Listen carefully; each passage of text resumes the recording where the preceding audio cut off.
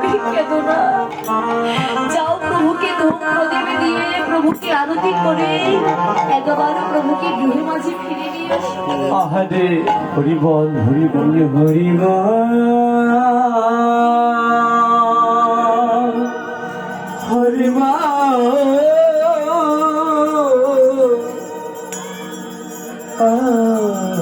মালিনী, যাও মালিনী, একবার প্রভুকে ধূপ প্রদীপ দিয়ে আরতি করে নিয়ে আসো। মালিনী কি করলেন জানেন বাবা? প্রভুকে ধূপ প্রদীপ দিয়ে প্রভুকে আরতি করে প্রভুকে গৃহ মাঝে ফিরে নিয়ে আসলেন।